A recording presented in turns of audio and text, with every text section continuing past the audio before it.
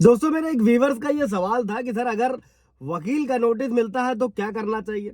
ऐसे में आपको किसी वकील से सलाह लेनी चाहिए, इसे नजरअंदाज नहीं करना चाहिए। अगर आपका वकील आपको आरोपों को समझने में जो भी जवाब देना होगा और जो भी फ्यूचर में संभावित कदम उठाने होंगे या बातचीत करनी होगी, सुलह करना होगा, उसमें आपको हेल्प मिलेगी। दोस्तों इसी के साथ में कई सारे व्यूवर्स के कई सारे सवाल थे दोस्तों, इसीलिए वीडियो बनाया हुआ। जय हिंद, नमस्कार, मैं एडवोकेट आशीष मिश्रा। लाइक कर दीजिएगा, शेयर कर दीजिएगा, सब्सक्राइब कर दीजिएगा ताकि इन्फॉर्मेशन और लोगों को मिल सके। दोस्तों अभी दूसरा सवाल क्या था दोस्तों कि अगर मैं वकील के नोटिस को नजरअंदाज कर दूं तो क्या होगा। कि वकील के नोटिस को नजरअंदाज करने से दोस्तों संभवतः क्या होता है कि अगर आपके खिलाफ कोर्ट में जो है कोई भी औपचारिक कानूनी कार्रवाई है वो शुरू कर सकता है अगला पक्ष, जिसमें जो अगर विवाद कोई है, सिविल मुकदमा है या फिर आपराधिक शिकायत दर्ज करना शामिल हो सकता है, तो ध्यान रखने वाला होता है।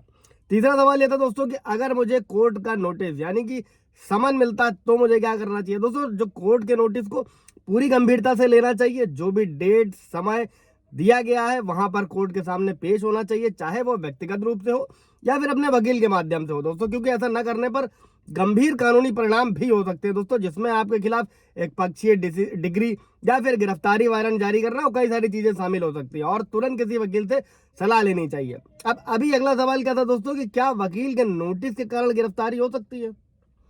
तो ऐसा नहीं है दोस्तों, वकील का जो नोटिस होता है वो सीधे तौर पर आपकी गिरफ्तारी का कारण नहीं बनता है, बल्कि ये कानूनी कार्यवाही को करने के एक इरादे का जो है एक रोड मैप है, ऐसे समझिएगा दोस्तों। हालांकि अगर वकील का नोटिस किसी आपराधिक अपराध जैसे for example negotiable instrument act के तहत है, चेक बाउंसिंग का केस है, इससे संबंधित, और आप इसका पालन करने में फेल होते हैं दोस्तों, तो क्या होगा, आपराधिक शिकायत जो है वो दर्ज कराई जा सकती है, जो कि कोर्ट द्वारा अगर प्रथम दृष्टया मामला वैलिड पाया जाता है तो। और फिर क्या होगा कि आपको उपस्थिति के लिए समन या वारंट ये भी जारी किया जा सकता है, और अगर आप उसका पालन करने में फेल होते हैं दोस्तों तो संभावित रूप से आगे भी और कोर्ट प्रक्रिया की जा सकती है।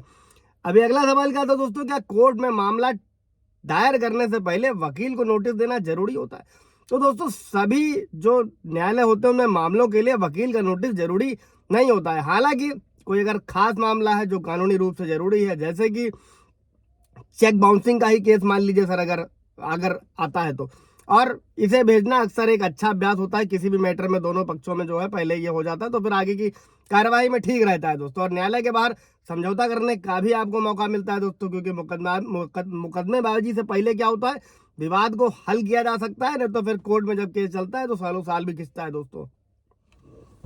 अभी जो सबसे इंपॉर्टेंट टॉपिक है दोस्तों वो है कोर्ट का नोटिस, समन या वारंट। दोस्तों इसको समझ लेते हैं कि जब भी किसी को मिलता है, आधिकारिक रूप से सूचित किया जाता है कि उसके खिलाफ जो है कानूनी मामला दर्ज किया गया या फिर किसी विशेष कानूनी मामले में उसकी उपस्थिति जरूरी है, और आरोपों का जवाब देने, गवाही देने या फिर कोर्ट के आदेश का पालन करने के लिए जिसको भी मिलता है समन या नोटिस, उसको कोर्ट में पेश होने के लिए वो बाध्य होता है। और सुनिश्चित करें दोस्तों कि न्याय है, जो प्रक्रिया है, उसके सिद्धांतों का पालन किया जाए। और जो भी संबंधित पक्ष है दोस्तों, ये न्याय का सिद्धांत है कि सभी को सुनवाई का अवसर दिया जाए। इससे पहले मैंने कैविएट को लेकर एक वीडियो बनाया था कि अगर आपका भी कोई सिविल सूट है तो आप उसी कोर्ट में कैविएट लगा सकते हैं, जिसकी वैलिडिटी 90 दिन होती है, और आपको बिना सुने किसी भी तरीके का कोई एक पक्षीय डिग्री नहीं दी जाती है इसमें दोस्तों।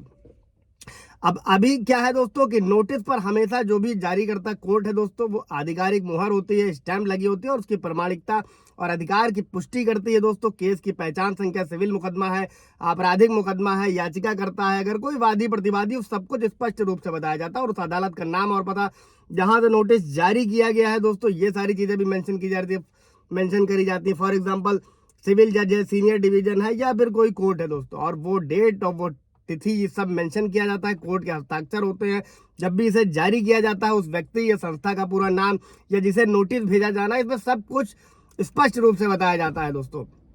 और जो भी प्राप्तकर्ता होता है उसको कानूनी नतीजों के बारे में चेतावनी भी दी जाती है कि अगर वो पेश होने में विफल रहते हैं तो एक पक्षीय निर्णय या फिर गिरफ्तारी वारंट जारी करना या फिर कोर्ट ऑफ कंटेम्प्ट यानी कि अदालत की अवमानना की कार्रवाई। और नोटिस पर जो भी न्यायालय होंगे दोस्तों, उनका अधिकार, उनके जजेस के हस्ताक्षर होते हैं। नोटिस कैसे दिया जाता है ये भी मेंशन होता है। फिलहाल पंजीकृत डाक द्वारा ही ये सब भेजा जाता है दोस्तों।